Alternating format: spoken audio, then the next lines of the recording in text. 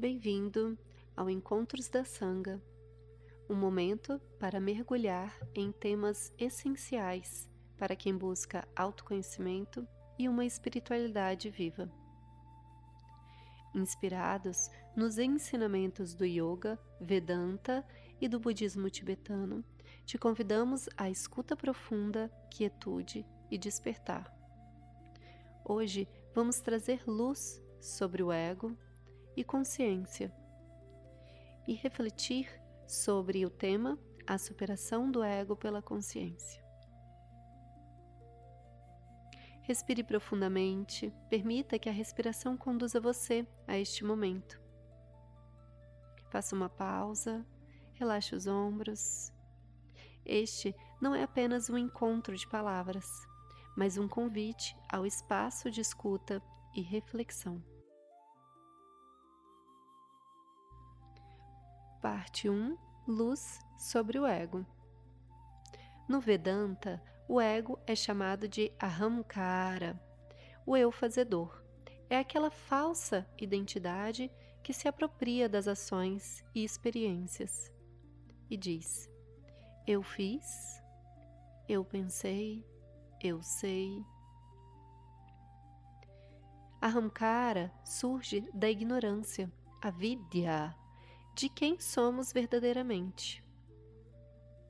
Ahamkara surge da incapacidade de reconhecer nossa verdadeira natureza, Atman, o ser.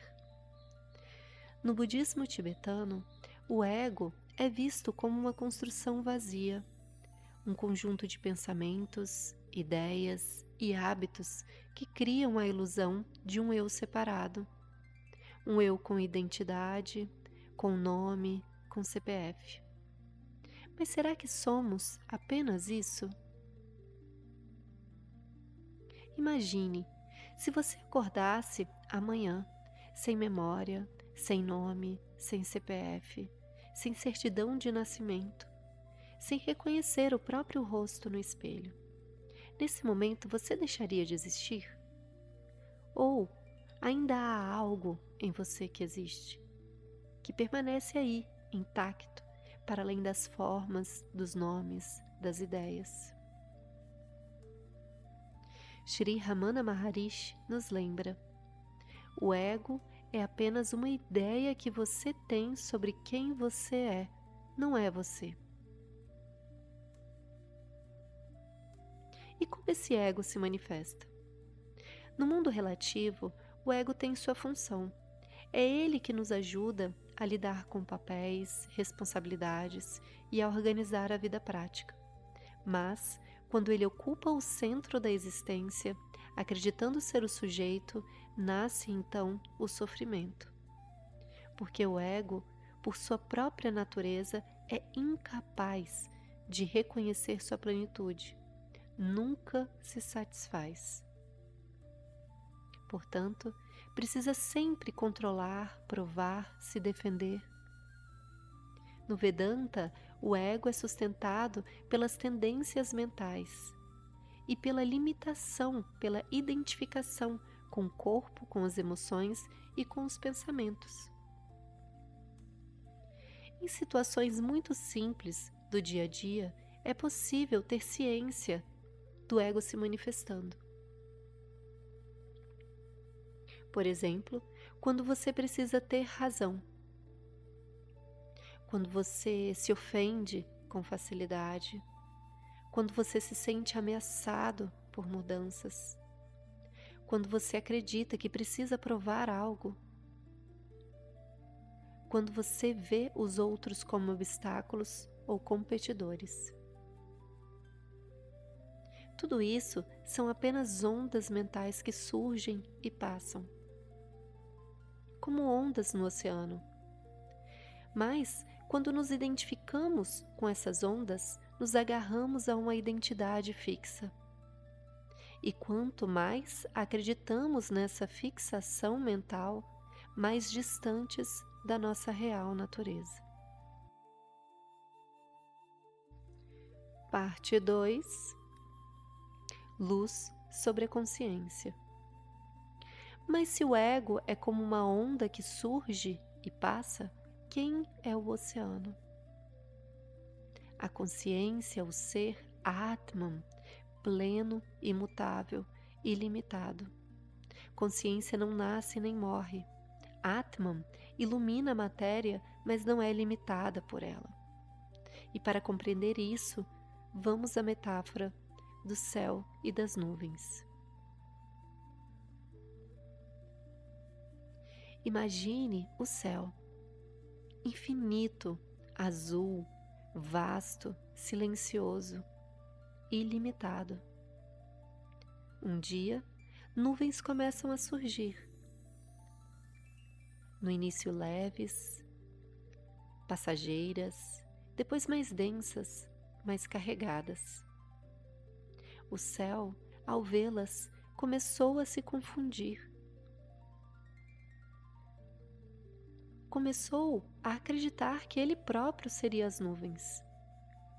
E por fim, começou a se apaixonar pelas nuvens, se esquecendo que jamais ele poderia ser limitado por elas. Mas algo acontece. De tanto tentar lutar, agarrar, controlar as nuvens, o céu finalmente se cansa e repousa.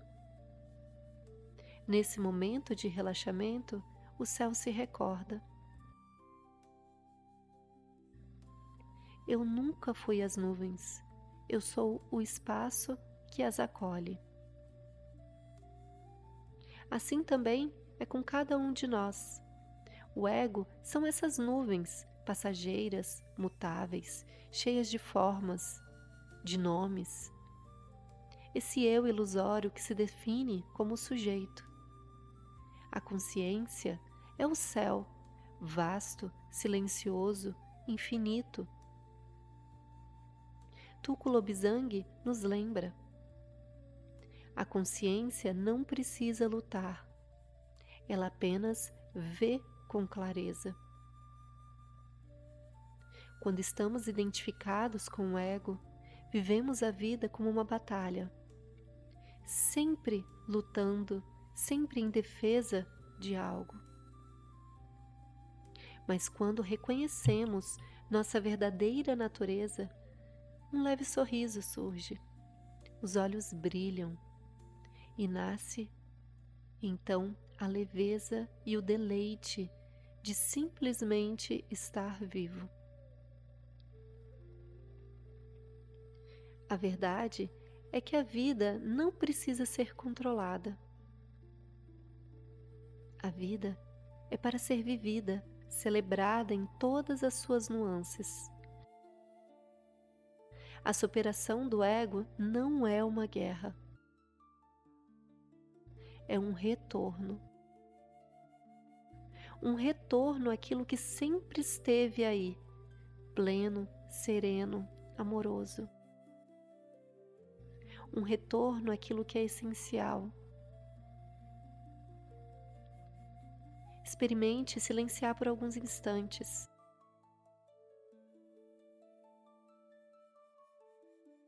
Permita-se repousar e descansar. Relaxar para toda e qualquer luta que esteja acontecendo agora. Respira, relaxa. Você já é tudo aquilo que procura. Que possamos juntos lembrar sempre de quem somos verdadeiramente. Hariom.